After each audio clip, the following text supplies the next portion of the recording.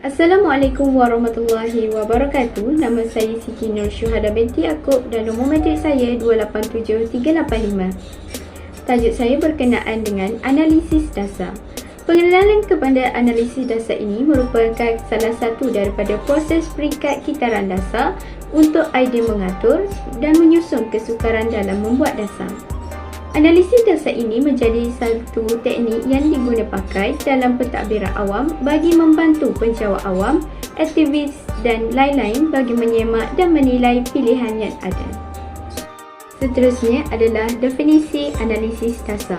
Analisis dasar ini bermaksud proses yang sistematik dan ketat yang digunakan untuk menilai dan memahami dasar sedia ada atau yang dicadangkan, memastikan pemahaman menyeluruh tentang potensi kesan dan implikasinya. Ia juga sebagai alat yang diperlukan untuk membantu pengubah dasar, badan kerajaan dan pihak berkepentingan dalam membuat keputusan termaklum dan merangka dasar yang berkesan bagi menangani cabaran masyarakat, ekonomi dan alam sekitar. Terdapat beberapa kelebihan dalam pelaksanaan analisis dasar ini. Analisis dasar ini memberikan impak yang besar kepada kerajaan dalam membentuk dasar yang baik dan efektif. Hal ini kerana melaksanakan analisis dasar ini, ia dapat meningkatkan kecekapan. Antara kelebihan yang pertama ialah dapat menjalankan analisis menyeluruh, iaitu pembuat dasar dapat memperuntukkan sumber yang berkesan. Sebagai contoh, pelaksanaan bantuan kepada golongan B40. Proses ini dapat membolehkan pengenal pasien pilihan dasar yang paling berkesan dan kecekapan kos serta memastikan penggunaan optimum sumber yang terhad. Kelebihan analisis dasar yang kedua ialah pelaksanaan mengikut kesesuaian dengan perubahan. Hal ini kerana analisis dasar menyediakan pendekatan dinamik, membolehkan penyelarasan dan penyesuaian berdasarkan maklumat baru atau keadaan yang berubah. Sebagai contoh, Public Health Ontario melakukan imbasan alam sekitar sebagai sebahagian daripada analisis dasarnya apabila meneliti cara bagaimana untuk membuka sekolah dengan selamat semasa wabak COVID-19. Perkara ini penting dalam mengumpul maklumat tentang peristiwa, trend dan jangkaan yang berpotensi mempengaruhi dasar. Dan kelebihan analisis dasar yang ketiga ialah dapat memudahkan rangka kerja yang bermaklumat dan rasional. Hal ini kerana dalam mendalami isu-isu yang sukar, analisis dasar menyediakan kejelasan dan pandangan yang komprehensif. Sebagai contoh, dalam menentukan kaedah membayar projek infrastruktur yang mahal, analisis dasar akan mempertimbangkan pelbagai kaedah untuk melakukannya, seperti menaikkan cukai yang boleh menjadi satu penyelesaian. Sebaliknya, terdapat juga kekurangan dalam pelaksanaan analisis dasar ini. Antara kekurangan pelaksanaan analisis dasar ini ialah kesukaran dan ketidakpastian. Hal ini demikian kerana analisis dasar sering beroperasi dalam persekitaran yang kompleks dan tidak menentu. Oleh itu, analisis mungkin mendatangkan isu atau gagal mengambil kira semua faktor yang mungkin membawa kepada pemahaman yang tidak lengkap tentang masalah tersebut. Apabila berlaku perubahan arah atau penekanan dasar, kebiasaannya ia memerlukan perbelanjaan sumber yang lebih tinggi. Oleh itu, ia dapat menyebabkan pencapaian sesuatu dasar kurang dicapai sepenuhnya. Selain itu, kekangan dalam pelaksanaan analisis dasar ini adalah memerlukan sumber yang signifikan dari segi masa, kepakaran dan pembiayaan.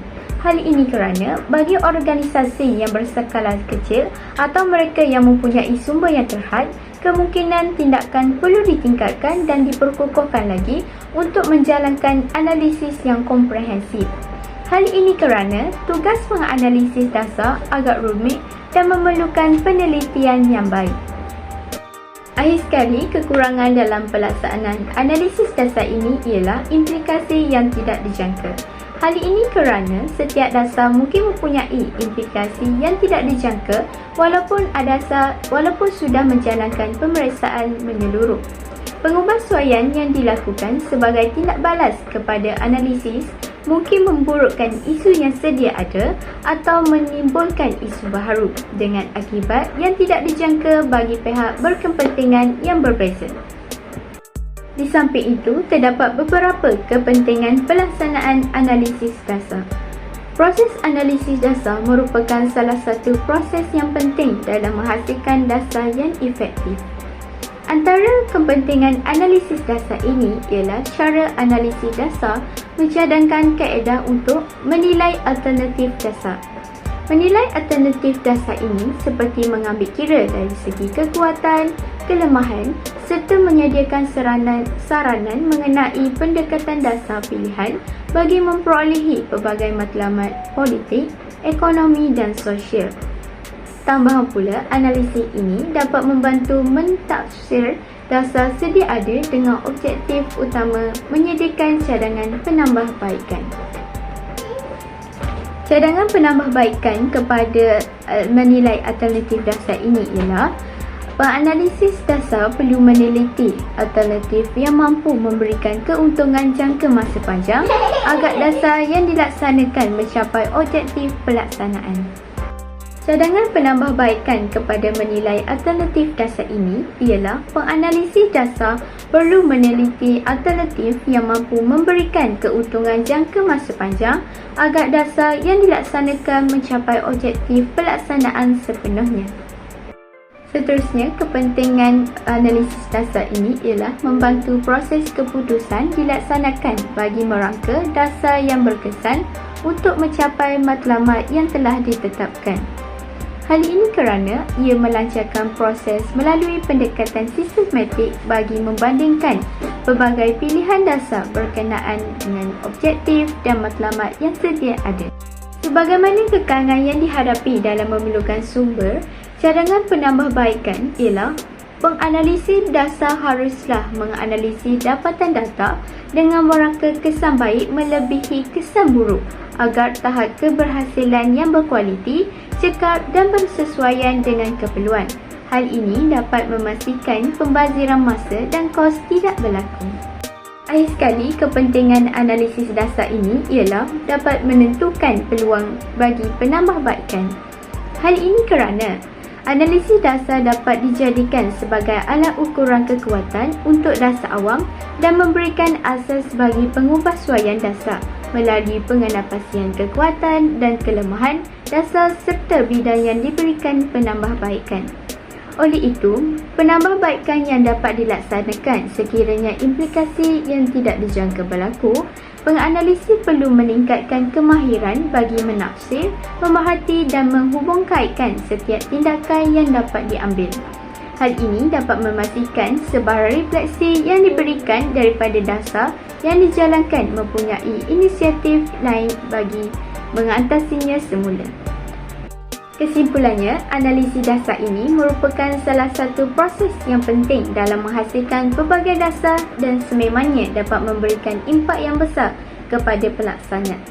Matlamat akhir analisis dasar ini adalah untuk meningkatkan kualiti keputusan dasar dengan menyediakan pembuat keputusan yang mempunyai pemahaman yang komprehensif tentang potensi kesan dan pertukaran pilihan dasar yang berbeza. Dan ia berfungsi sebagai alat penting untuk tadbir urus bermaklumat dan pengumbalan dasar yang berkesan.